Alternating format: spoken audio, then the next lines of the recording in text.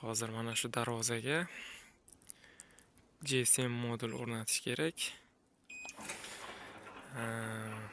Bu darvoza pultda ham ochiladi, distansioniy upravlение panelda ham ochiladi.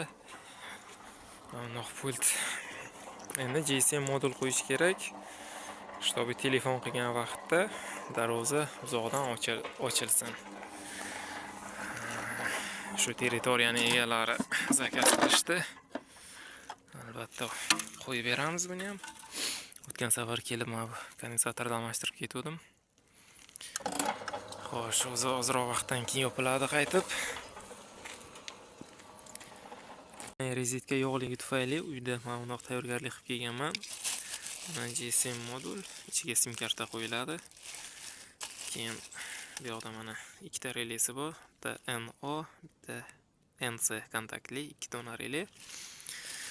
Xo'sh, komplektida ana blok pitaniya to'g'ridan-to'g'ri rezetkaga ulanadigan.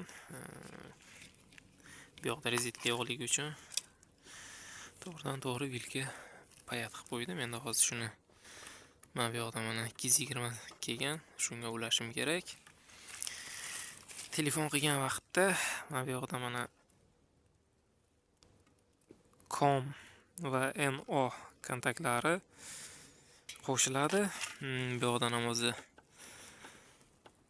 qaraymiz, esimda yo'q qaysi kontakt edi. O'sha kontaktni bir-biriga shuni qo'shadi, shuni darvoza ochiladi. Shu ishni hozir qilib ko'ramiz. GSM modulini mana bu qutini ichiga joylashtiramiz. Xo'p akalar, men bundoq uladim. 220 mana bu yoqqa plataga parallel. Blok pitani orqali kelyapti. Mana hozir GSM modul ishladi. GSM modulni relesidan mana sxema bo'yicha qaradim. Mana bu kalotkani 2 va 7 klemasiga ulash kerak ekan. Telefon qilgan vaqtda shu rele ishlaydi va shu ikkita klemani bir-biriga qo'shib qo'yadi. Hozir men tekshirib ko'ramiz. Darvozani o'zi tekshirib ko'ramiz telefon qilib. Xohlagan inson raqamni bilgan taqdirda ham telefon qilib darvozani ocha olmaydi. Maxsus programmasi orqali kerakli nomerlar kiritiladi. Hozir mana men telefonim kiritilgan. Mana varota ok. Telefon qilamiz. Marhamat. Xo'p. Bu ketdi, ochildi. O'zi tashladi, o'chirib qo'yadi va bu yoqda mana ochilgandan keyin darvoza 100% ochiladi hozir. Darvoza mana oxirigacha keldi. 10 sekund taymeri bor.